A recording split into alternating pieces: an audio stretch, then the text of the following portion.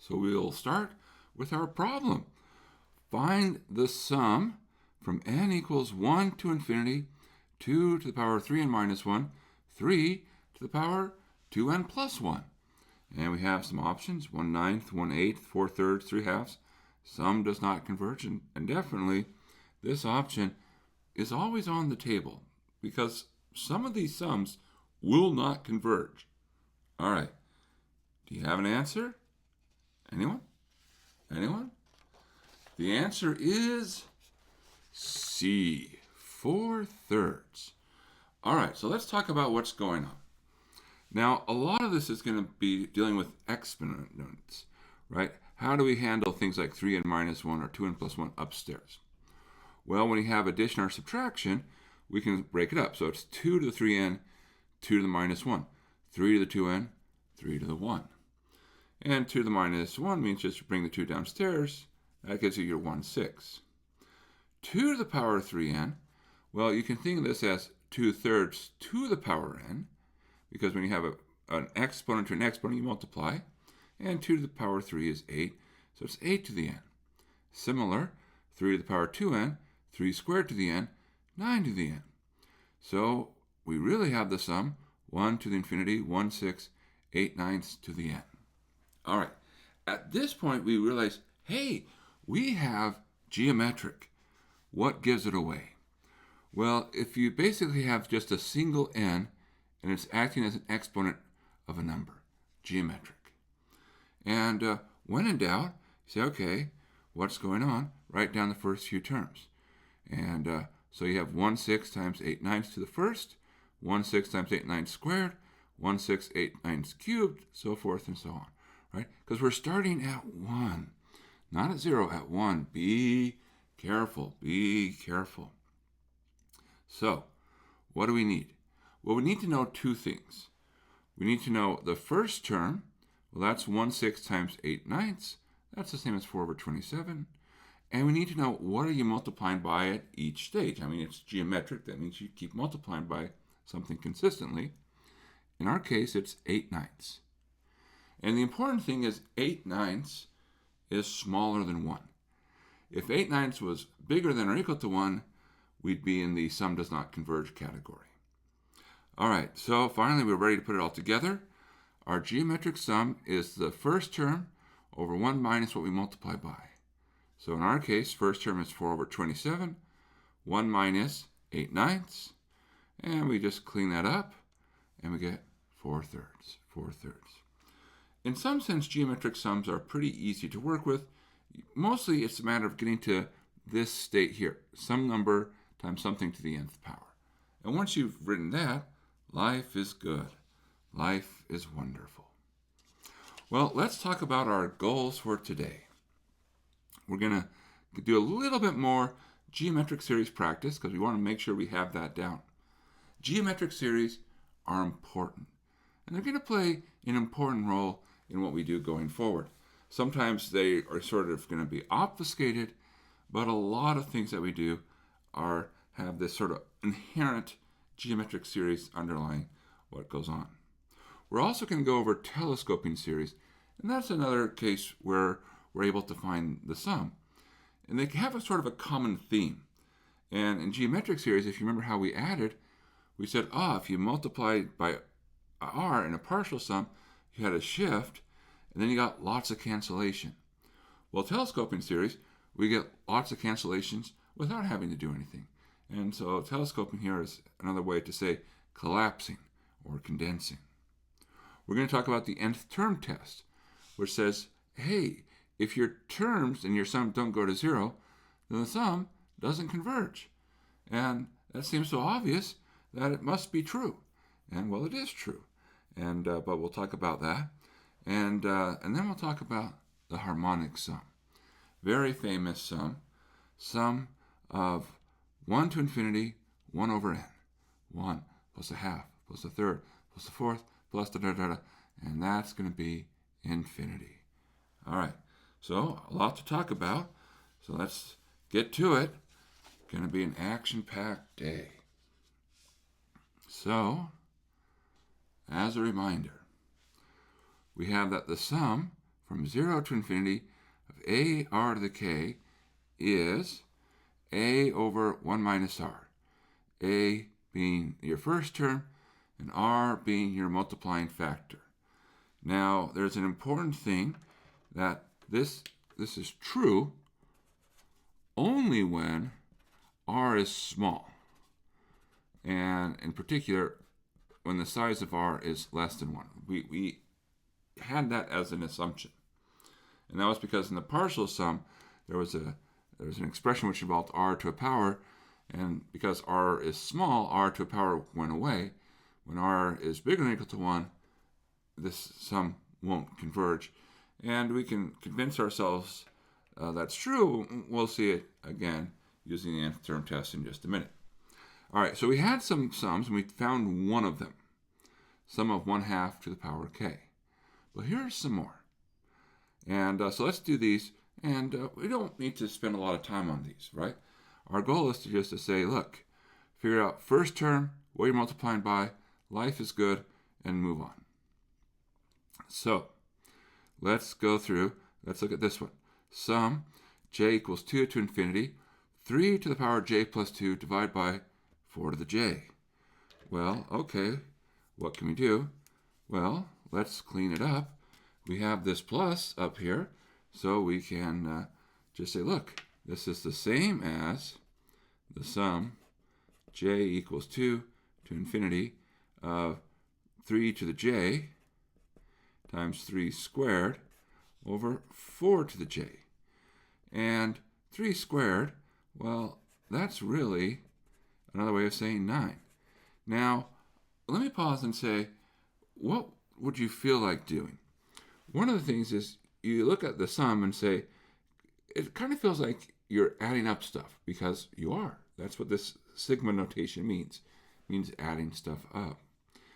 And say, well, let me channel my calculus mindset, or just even my adding stuff up mindset.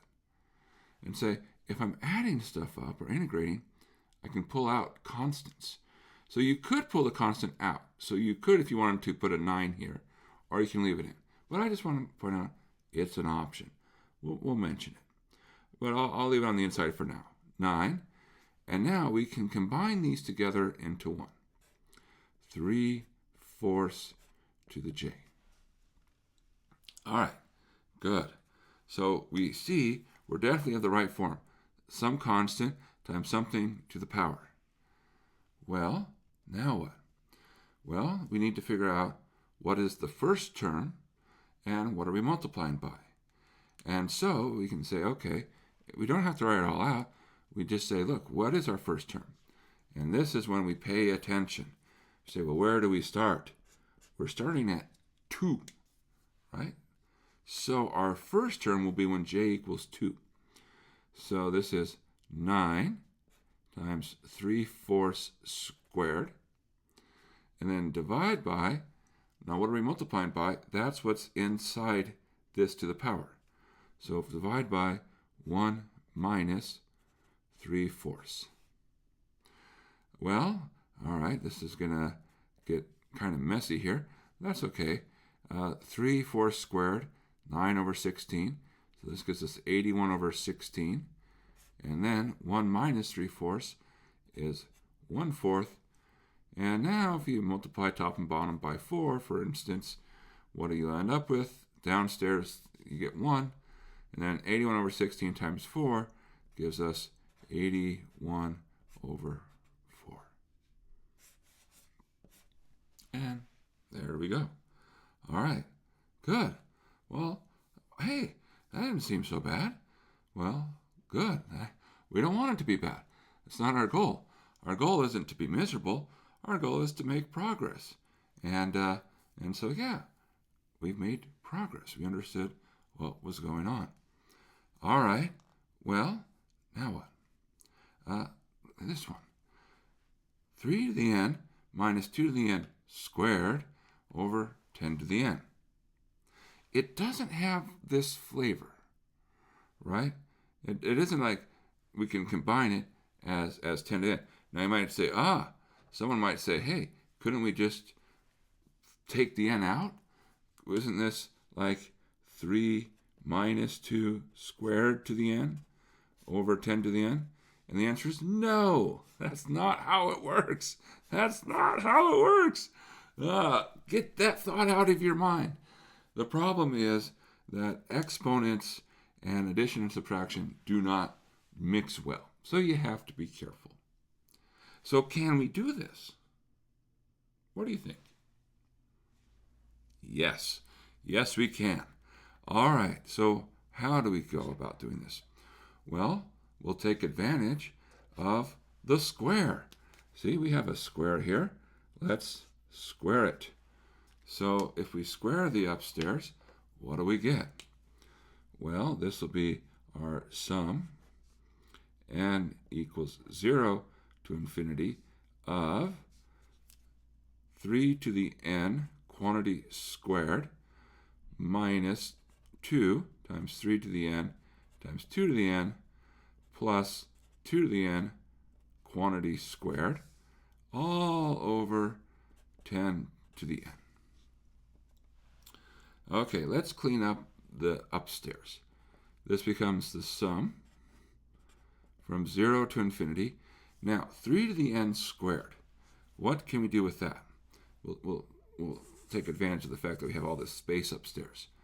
Here, so 3 to the n quantity squared, that's the same as 3 to the 2n, right? Because you can multiply these together.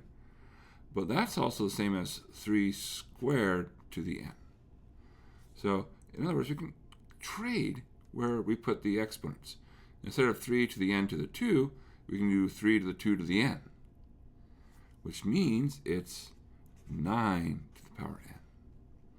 Okay, so we have 9 to the n minus 2 times, and here, 3 to the n times 2 to the n. Well, you can write this as 3 times 2 to the n, and that becomes 6 to the n. All right, 6 to the n. And now if we do the same thing for the 3 to the n squared with this 2 to the n squared, that will become 4 to the n, right? 2 squared to the n. All that divided by 10 to the n. Well, that's looking better. And now we say, well, where do we go next? Do we have any options? Well, yes, there's always options. Notice we have these signs, minus and plus. Well, we can take advantage of those, and what we can do is we can break it up. These are good pluses and minuses, and so we're allowed to break this up into 3 pieces. And you might say, well, when are you allowed? The good news is, if each piece is nice, then you're allowed to do it. If one of the pieces is not nice, then be careful. But let's look at our 3 pieces. So if we just looked at the first piece, this would be the sum, n equals 0 to infinity of 9/10 to the n. That's good. It's geometric, and it will converge. How do we know it converges? 9/10 is smaller than 1. Now here, I'm going to go ahead and bring that minus 2 out. Minus 2, sum, n equals 0 to infinity. And now we have 6 to the n over 10 to the n. That's 6/10 to the n. And now the last part, plus the sum, n equals 0 to infinity. And 4 to the n over 10 to the n, that's 4 over 10 to the n. Okay, well, we're almost there. So we used our addition and subtraction, said pull it apart, pull it into separate pieces. And if we do that, now we have sums that we can handle. So the first sum, well, n equals 0, what's our first term? 1.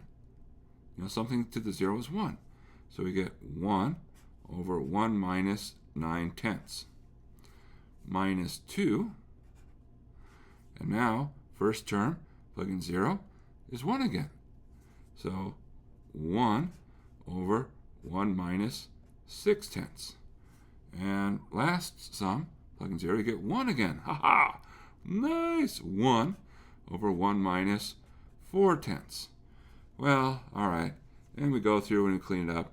If you multiply top and bottom on each of these by 10, what you'll get in the first term is you'll get 10 over 10 minus 9. And then minus 2 times 10 over 10 minus 6. And a plus a 10 over 10 minus 4. And all right, we go through and we clean it up. 10 minus 9 is 1, so that gives us 10. 10 minus 6 is 4. There's upstairs we have 20. 20 divided by 4 is 5. And now 10 over 10 minus 4, that's 10 over 6. 10 over 6, also known as 5 over 3. And, well, okay, we can put this over 3's. 30 over 5 minus 15 over 5 plus, 30 over 3 minus 15 over 3 plus 5 over 3. And if we put all that together, and what do we get? We will get 20 over 3. And there we go. There's our sum. There's our sum. All right, so breaking up. Breaking up, it's not bad to do. It's pretty straightforward. All right, well, that brings us to our last one, maybe, for our geometric. For which x, positive, does the sum n equals 0 to infinity, x over 2 to the n, plus 1 over x to the n, converge? And when it does converge, what is the value it converges to? Okay, ooh, interesting question. All right, so let's think about this sum. Well, again, let's break it up into parts. So we have the sum, 0 to infinity of x over 2 to the power n, and a sum from 0 to infinity of 1 over x to the power n. And now we say what's happening here is we have two sums. Now in the first sum, we have r equals x over 2. So that's what we're multiplying by, right? It's something to the n, something is x over 2. Here, we have our r is 1 over x. Something to the n, our something is 1 over x. And what we need is we need to make sure that in both cases that the absolute value of these terms is small. So we need the absolute value of x over 2 is less than 1, and the absolute value of 1 over x needs to be less than 1. Now, the good news here is x is positive. So we don't need to worry about absolute value. These are all going to be positive terms. So we need that x over 2 is less than 1, and we need that 1 over x is less than 1. So we can multiply by 2. X needs to be less than 2. And here we can multiply by x. X is positive, so we don't have to worry about flipping any signs. And if we multiply, it says 1 is less than x, but that's really the same as x is bigger than 1. So we say, okay, when is that true? Well, I can mark 1 and I can mark 2. I need to be less than 2, so I have to be over here. And I need to be bigger than 1, I have to be over here. And I can't be 1 or 2. So, where do these overlap?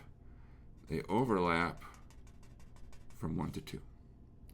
So the answer to the first question, for which x greater than 0 does the sum converge, and we can now say converging, or converges, when 1 less than x less than 2. Okay, great. That's not so bad, right? So don't get scared if you see symbols in here. Just do the same thing. Just say, look, what's in the inside? That's r. R needs to be less than 1. And follow that through. That'll tell you what you need to do. All right. Now there's a second question. It does converge. What does it converge to? And we say, okay, well, great. Well, notice you have these geometric sums, and they're very nice. Plug in 0. You get something to the 0 is 1. something 0 is 1. So your first terms are 1. So if we follow the sum then, it's 1, the first term, divided by 1 minus r. And then plus 1, the first term, divided by 1 minus r. And in some sense, that's the answer. Now we can, if we're in the mood, clean it up algebraically. So for instance, multiply the first term here by, say, 2 over 2. And multiply the second term by x over x. And if we do that, well, what do we get? We're going to get 2 over 2 minus x plus x over x minus 1. And now we get a common denominator.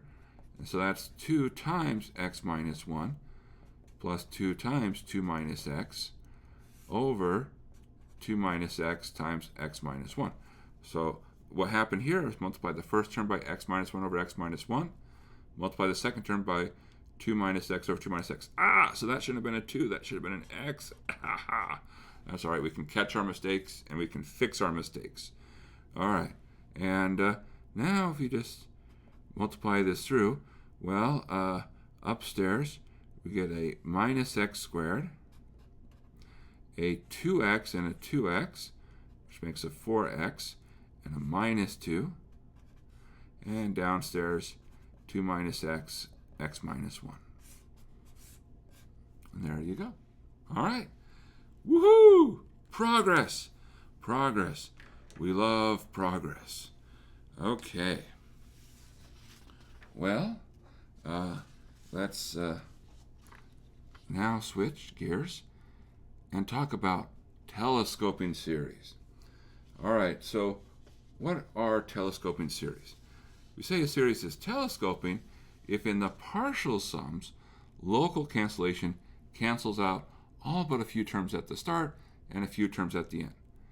And they tend to be something that you can write that looks kind of like this. In other words, it's the sum of f of k minus f of k plus 1, where f is some function. And now I will say this is sort of a generic case, but you can, of course, change this. And I'm just going to make a note here. Sometimes you might have f of k minus f of k plus L. I'm going to explain the difference in just a second. Well, let's suppose this is our sum. Well, what happens? Well, let's do our partial sum. So you have f of 0 minus f of 1. That's when you plug in k equals 0. Now plug in k equals 1. F of 1 minus f of 2. And then the next term would be f of 2 minus f of 3, and so forth and so on. And the last term, if we're doing our partial sum up through k equals n, f of n minus f of n plus 1. And the idea here is, look, this minus f of 1 from k equals 0 will cancel with this plus f of 1 when k equals 1. And this minus f of 2 when k equals 1 will cancel with this plus f of 2 when k equals 2. And it's going to go all the way down. And so what happens is you get all these terms in the middle canceling out. You're left with the first term and the last term. F of 0 minus f of n plus 1.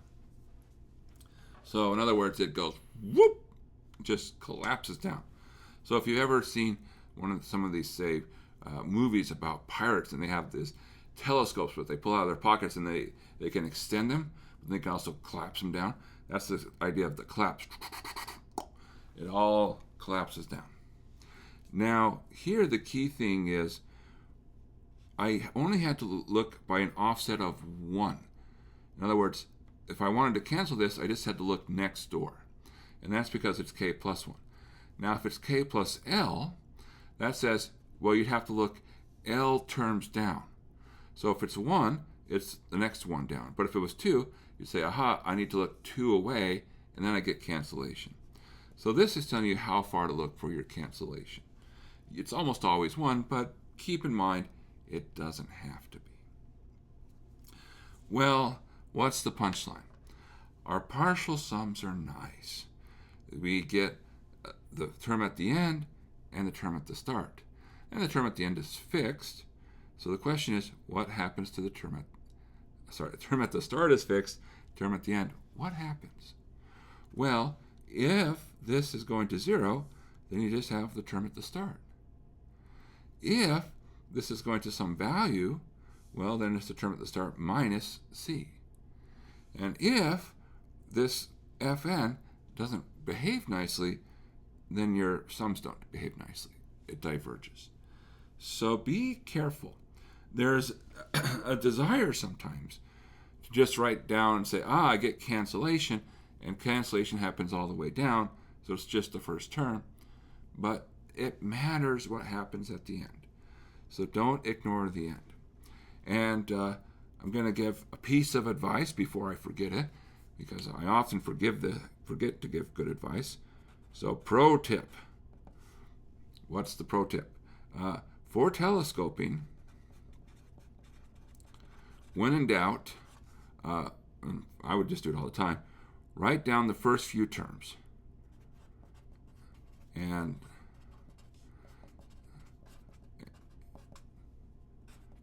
I need to learn how to write and talk at the same times. And so we want to write down the first few terms until we can clearly identify the cancellation. Because telescoping is all about cancellation. And so sometimes it might be a little bit subtle about how the cancellation occurs. But if you write down the first few terms, you can say, I see what's going on. I just have to get one term canceling with the next term there, and the collapse will happen. It's inevitable. But sometimes it can be more subtle. So instead of randomly guessing, write down enough to figure out the pattern. What is going to cancel out? You say, okay, here's the parts that the stuff at the start, the stuff that doesn't cancel. Here's the stuff at the end that doesn't cancel. Then everything else goes away. And then you're like, okay, now I only have a few pieces. Life is good. So let's try this out. Let's find the sum 1 to infinity of 1 over n times n plus 1. Now at this point you're like, aha, Steve, that does not look like that. So it's not telescoping. Well, hold on. Telescoping is if we can make it look like that. And so maybe, we just need to rewrite it. So let's rewrite it. How can we rewrite? And if we look at this for a minute, we might say, it feels familiar. And put on your integration hat. Have we seen something like this? 1 over n times n plus 1. Well, maybe I could say, what about 1 over x times x plus 1? And a shiver has gone down our spine. No, Steve, not that. Not partial fractions. Yes, it is. It is partial fractions. We can do it again. All right, so let's do it. So 1 over n times n plus 1 is, and here we have something over n and something over n plus 1. So we'll put an a and a b. Got to find a and b. Clear your denominators. 1 equals a times n plus 1 plus b times n. So what happened here is we multiplied everything by n times n plus 1. And we make some good choices. N equals, say, 0. What happens? We get that 1 is equal to a. Oh, that was easy. And if n equals minus 1, we get 1 is equal to minus b. And now you might be saying, well, wait a second. I thought n went from 1 to infinity. Yes, but we can ignore this sum right now. N can be anything when we're figuring this out. So the punchline here is that 1 over n times n plus 1 is equal to 1 over n minus 1 over n plus 1. All right. So let's update our sum. 1 to infinity of 1 over n minus 1 over n plus 1. All right. Now, does it look like telescoping? Yes, because we say, look, now here this uses k, this uses n. Remember, and if we haven't said it yet, learn. What we use for our symbol doesn't matter. I can use j, I can use k, I can use n. It's all the same thing. So, what do I have? Well, it's like f of n plus 1. So it's the same basic function, in this case 1 over what you plug in, offset by 1. And that's what we're looking for. That offset is what's going to give us our cancellation. All right, so let's follow our advice. And let's look at the first few terms. And so if we do a partial sum, we get what? 1 over 1 minus 1 over 2, that's the first term, and plus 1 over 2 minus 1 over 3, that's the second term, and we'll do 1 over 3 minus 1 over 4, that's the third term, and we're going to go up to, and since I used n here, let me change this to a s sub m. There we go. Because you want to be a little bit careful about your alphabet soup. You're making here 1 over m minus 1 over m plus 1. Barely enough space on the page. Okay. Now what's going to happen? Well, the 1/2s minus a half plus a half, they are going to cancel. And it's an offset by 1. So we say, look, it really should happen. The offset by 1. The 1/3 will cancel. The 1/4 will cancel. This 1 over m will cancel. So we end up with this 1 minus 1 over m plus 1. And now, let m go to infinity. And as m goes to infinity, what do you see? This part goes away. So this goes to 1. So our answer is that we have our sum is 1 to infinity of 1 over n times n plus 1 is equal to 1. Great. Wonderful. And it is kind of surprising because when you look at it, initially this sum has no minus sign. So there doesn't seem like, there's no cancellation going on. And if you were to write the first few terms down, well, we start with 1. Now, by the way, why don't we start with 0? That's a question. Why don't we start with 0? Well, notice if you plug in 0, what would happen? You get a 1 over 0, which is undefined. So, but that's why we don't start at 0. We want to make sure all our terms make sense. So don't worry about where you start. With sums, it's not where you start, it's where you end. What happens in the tell? The tell tells the tale about what's going on. But anyways, if you start with the first few terms, you'd have 1 over 1 times 2, so that's 1 over 2. And the next term would be 1 over 2 times 3 is 1 over 6. And then the next term is 1 over 3 times 4 is 1 over 12.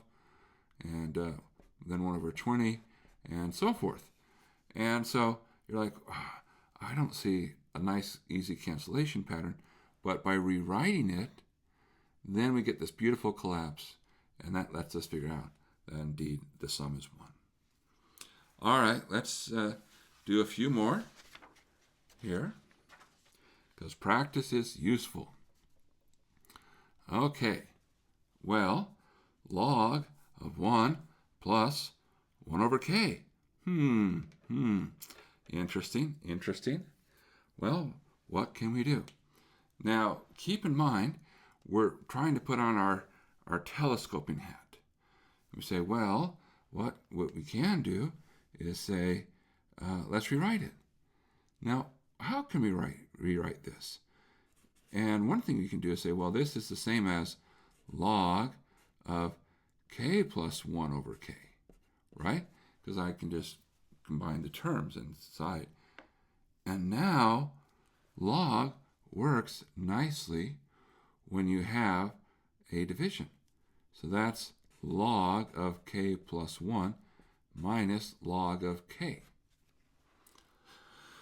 Okay, great. So let's think about what we have. Now we have the sum from 1 to infinity of log of k plus 1 minus log of k.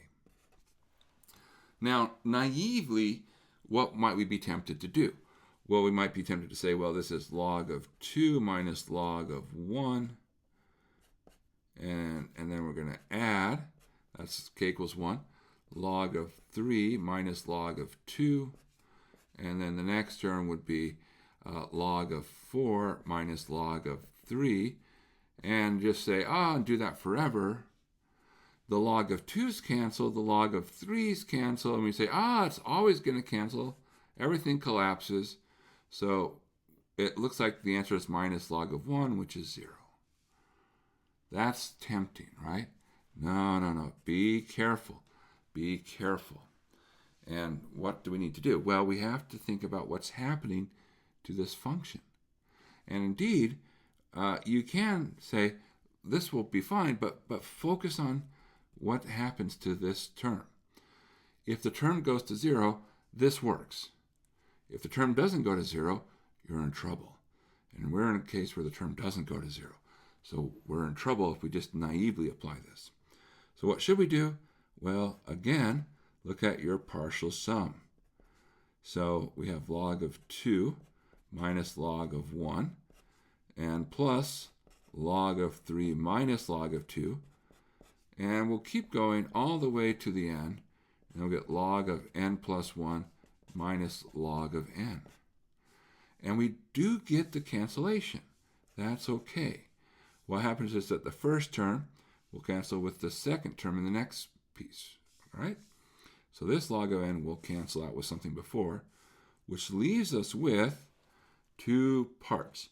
So you're always going to be left with a little bit at the start.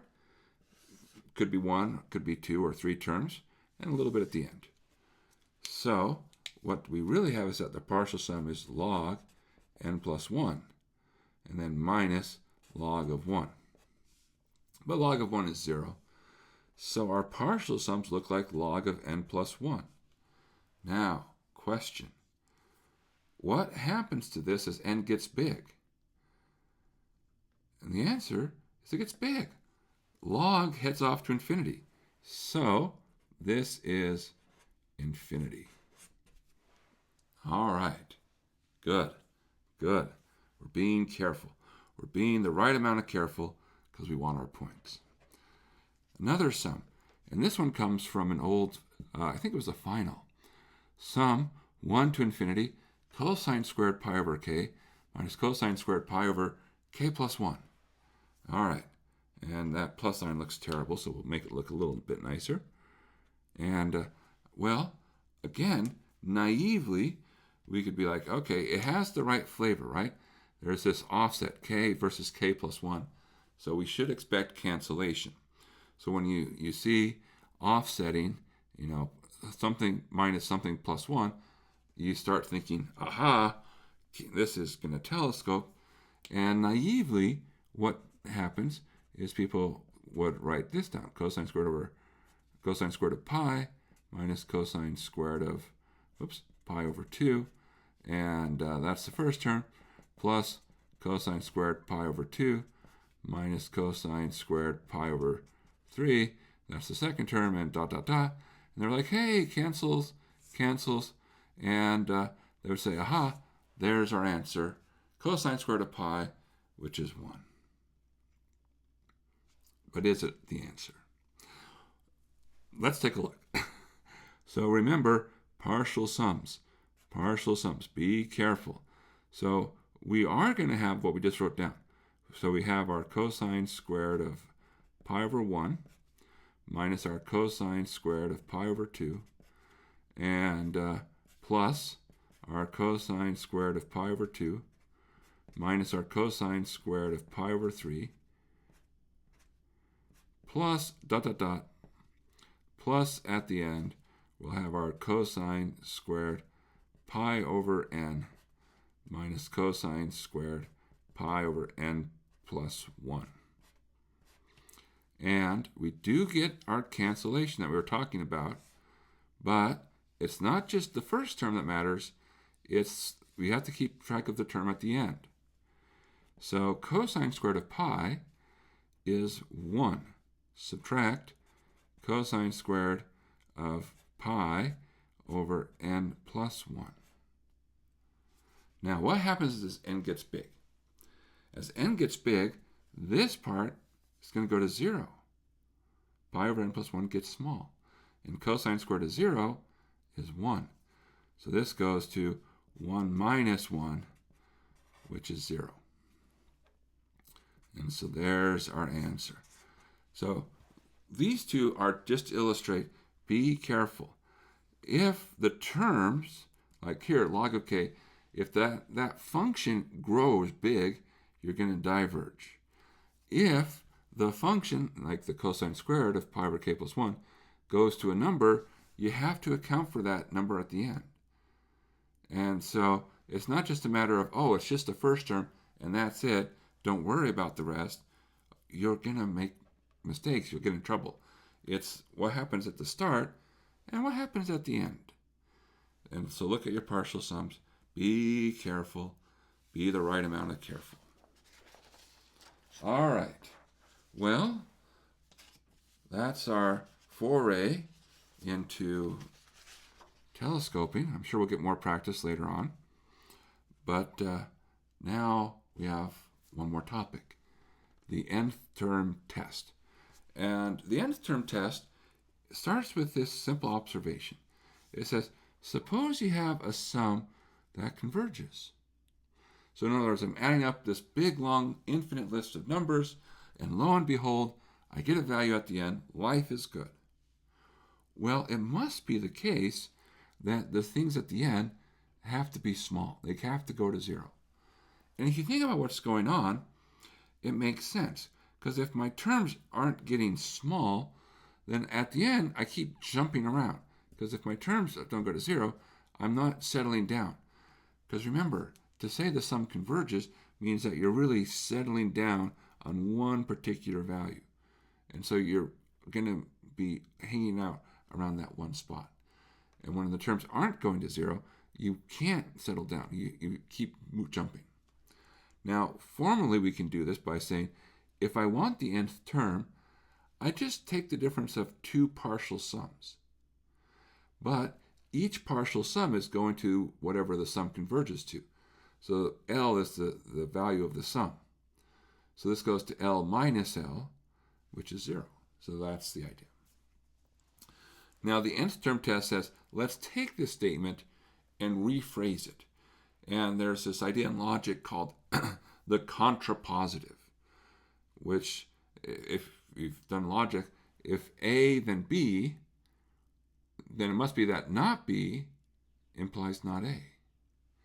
And so we're flipping the role of our assumption conclusion. We're also flipping their statements. So now, not the limit going to 0 means not sum converging. So the nth term test says, look at what's happening to A sub n. If it doesn't go to 0, then the sum must diverge. Okay, so how do you run this test? It's a very simple test. You say, all right, here we go. Take the limit as n goes to infinity of A sub n. If it's not 0, the test says sum diverges, life is good, don't have to do any more work. If it is 0, no conclusion. Okay, so it's not a very strong test, because the only thing you can say is like, we don't even have to try hard. All we have to do is say, look, if the terms don't go to 0, we diverge. If you do go to 0, it's more work. And so it is a simple test to employ, but it's certainly not the strongest test we have available. All right, so let's look at what we can say. What does the nth term test say about the following series? Suppose I'm trying to add up n. So in other words, this is 1 plus 2 plus 3 plus... Okay, I'm adding up all the numbers. What does the nth term test say? Well, you look at the expression and you say, what happens to n as n gets big? Does it go to 0 or not? And the answer is it doesn't. And so the nth term test says, look, n doesn't go to 0 as n gets big, so this diverges. All right, well, what about the next one? Minus 1 to the n. Okay, so this is 1. Well, actually, it started out at 1. So minus 1 plus 1, minus 1 plus 1, minus 1 plus 1, and so forth. Well, what happens to this term? Does it go to 0? No. It's oscillating between 1 and minus 1. Doesn't go to 0? Then the test says this diverges. And it doesn't go to a single value. All right, how about n, sine 1 over n? Not so clear how that behaves, right? But wait a second. This looks like sine of 1 over n divided by 1 over n. Or, if you think about it, this is sine blah over blah. And blah, 1 over n, is getting small. So, this goes to 1. So the individual expressions here, the terms go to 1. So what does that tell us? It tells us diverges. Okay, great. Now, this last sum, minus 1/2 to the n. Well, what do we see? Well, if we let n get big, this gets small. So what's our conclusion? Well, no conclusion. We don't know. The nth term test cannot tell us if something converges. It never can. The only thing it can tell us is whether something diverges. And it's like I said, it's not the strongest test. Now, before we leave, and I know we're short on time, but we still have a few minutes, enough time to make at least one observation.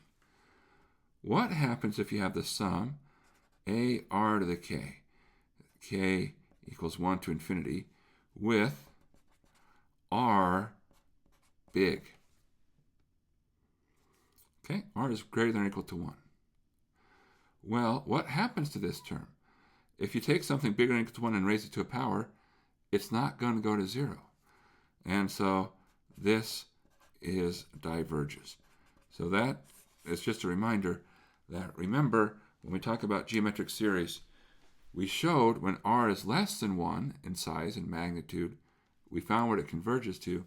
But if r is bigger than 1, hopeless, hopeless. All right, even when r equals 1, hopeless, hopeless. All right, so the punchline is convergence is more than saying an goes to 0. It also matters how quickly an goes to 0. And so that is to say, you can have sums. In fact, here's one right now, the sum of 1 over n. And if you look at it, yeah, the terms are going to 0. Let n get big, 1 over n gets small. But this says, hey, if you add it all up, you get infinity. So how is that working? Well, we'll do a quick sort of argument here, and then we'll do another argument in the next class. But write down a few terms. And at this point, you're probably like, that's more than a few, Steve. But you'll see why we want to write down. The thing is, it goes to 0, so you have to get enough to see a pattern. Here we go. Now, we say the first term is 1. Great. So this is greater than or equal to 1. Now, the second term is 1/2. Okay, so this is definitely greater than or equal to 1 plus 1/2. Now, take the next two terms together. 1/3 plus 1/4. This is going to be bigger than 1/4 plus 1/4. So 2 times 1/4. So this is bigger than or equal to 1/2. Now group the next 4 terms. 1/5, 1/6, 1/7, and 1/8. Each one of these is bigger than 1/8. So this is bigger than or equal to 4 times 1/8, which is bigger than 1/2. Now take the next 8 terms. 1/9 through 1 over 16th. each one of these is bigger than 1 over 16. So this is bigger than or equal to 8 over 16, which is bigger than or equal to a half. But I can keep doing this infinitely often. So I'm bigger than 1 plus a half plus a half plus a half plus a half plus a... If you add a half infinitely often, you're going to get infinity. Which brings us to the end, and I know our time is basically up, and you're probably thinking, but Steve, you didn't give us a thought for the day.